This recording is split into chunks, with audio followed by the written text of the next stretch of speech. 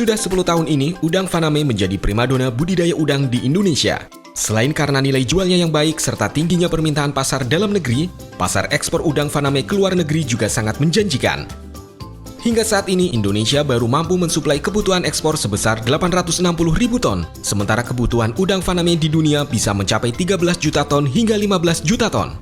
Udang Faname juga banyak disukai pembudidaya karena kemampuan daya tahan tubuhnya yang tinggi dalam menghadapi penyakit. Selain itu, udang Faname juga memiliki tingkat produktivitas yang cukup tinggi. Udang Faname memiliki kemampuan untuk memanfaatkan seluruh bagian dari media budidaya, baik itu dari dasar tambak hingga ke lapisan permukaan. Oleh karena kemampuannya itu, udang Faname dapat dipelihara di tambak dengan kondisi padat tebar yang tinggi. Selain kemampuannya dalam memanfaatkan ruang secara efektif, udang Faname juga memiliki kemampuan untuk dapat memanfaatkan pakan secara efisien. Bahkan, udang Faname juga memiliki kemampuan untuk matang gonat di dalam tambak, sehingga sangat memudahkan para pembudidaya untuk menyiapkan bakal indukan dalam usaha pembenihan udang Faname.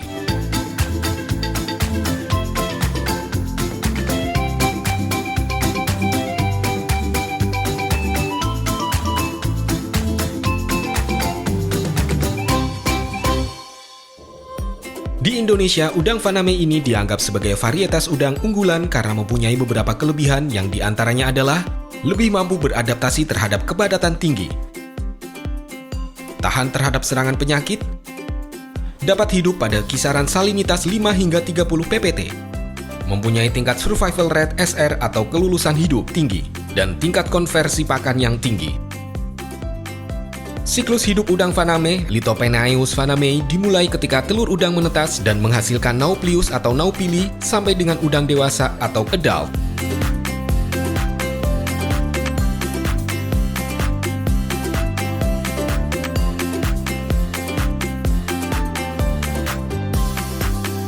Untuk budidaya pembenihan cukup dilakukan dalam area yang tidak begitu luas, seperti yang dilakukan oleh Bapak Toto, yang telah melakukan usaha pembenihan udang sejak tahun 90-an di Kecamatan Suradadi, Kabupaten Tegal. Media budidaya adalah dengan menggunakan bak atau kolam pembesaran benih dengan ukuran 3 x 5 meter dengan kedalaman 1 meter yang dilapisi dengan cat epoksi berwarna biru muda dan dilengkapi dengan saluran-saluran udara yang berfungsi sebagai sistem aerasi gantung yang diletakkan tiap titik dengan jarak 40 cm dan ketinggian 5 cm dari dasar kolam. Sedangkan untuk bangunannya di bagian atap kolam diberi pelindung plastik UV yang berfungsi agar cahaya matahari dapat menembus ke dalam. Ketinggian atap dibuat tidak terlalu tinggi, yaitu 2,5 hingga 3 meter. Ruangan itu kan dindingnya itu kan kasih plastik lagi, jadi suhu tersebut malam atau siang nggak langsung hilang. Jadi kalau untuk tutup yang di bak itu pakainya HDPE, itu pakainya itu, atau kalau nggak ada itu pakainya terpal juga bisa. Itu untuk menyimpan juga istilah suhu di dalam air tersebut untuk larva. Nah, kita ambil suhu yang normal itu untuk larva itu 29 sampai 30. Media air yang digunakan adalah air laut yang telah disaring dan dibersihkan. Air diambil langsung dari laut yang tidak jauh dari lokasi budidaya. Kita ambil air laut itu berarti pakainya pompa itu ya. Kita diamkan 1 hari 1 malam, kasih kaporit 15 ppm atau 10 ppm. Itu membunuh istilah bakteri-bakteri yang ada di air laut itu. Setelah itu 1 hari 1 malam kita aduk, pakainya hiblo, namanya hiblo atau aerator. Nah, setelah 1 hari 1 malam kita kasih tiosulfat. Tiosulfat fungsinya untuk menghilangkan bau kaporit. Tiosulfat perbandingannya sama kaporit, kalau tadinya 10 ppm kaporit itu berarti pakainya 1 ppm tiosulfat. Nah, itu diaduk lagi 1 hari 1 malam. Setelah 1 hari 1 malam di tio, kita dimatiin hiblo itu biar nggak ngaduk. Terus didiamkan 1 hari 1 malam, kan udah ada pengendapan, kotoran-kotoran udah ngendap. Terus kita mulai penyaringan air pertama. Nah, penyaringan air pertama kita pindah ke kolam yang kosong. Setelah kolam kosong 1, nanti pindah lagi sampai 4 kali atau 5 kali. Setelah 5 kali berarti kita sudah bisa dibuat tebar benih. Kalau persiapan untuk kolam itu tinggal kita cuci, kita jemur 1 hari full ya, atau 2 hari lebih bagus, 3 hari juga nggak apa-apa. Pengelolaan kualitas air dilakukan salah satunya adalah dengan pengecekan parameter kualitas air. Salinitas berkisar 29-30 ppt dan kadar nitrit maksimal 0,1 ppm. Sedangkan pH berkisar antara 7,5 hingga 8,5. Untuk menyetabilkan pH air itu bisa dilakukan, kita itu pakainya soda kue bisa, terus bubuk ya gamping itu direndam dulu, nanti diambil airnya aja. Itu kalau bubuk prosesnya agak lama, kalau soda kue langsung bisa dikasihkan. Setelah kolam siap, maka benih dapat ditebar. Idealnya dengan kolam ukuran 3x5x1 meter dapat ditebar benih nopli sebanyak 1 juta ekor. Dan dalam perkembangannya menjadi larva menjadi sekitar 30-50% yang dapat bertahan hidup. Untuk benih nopli sendiri, Pak Toto mendapatkan dari rekannya di Tuban. Kan kita di istilah di sana sudah diteteskan 1 hari 1 malam yang 24 jam kita panen, terus dikirim kemas ke sini. Nah itu udah berbentuk, udah netes Mas. Walaupun di sana belum kasih makan, tapi dia udah hidup, bukan telur lagi. Warnanya kalau benih yang bagus itu agak kecoklatan Mas. Jadi warna tersebut itu udah keciri. Terus yang jelek itu pucat, jadi warnanya itu udah pudar. Jenis pakan yang diberikan pada udang faname selama pemeliharaan ada 2 jenis, yaitu pakan alami seperti plankton dan pakan buatan.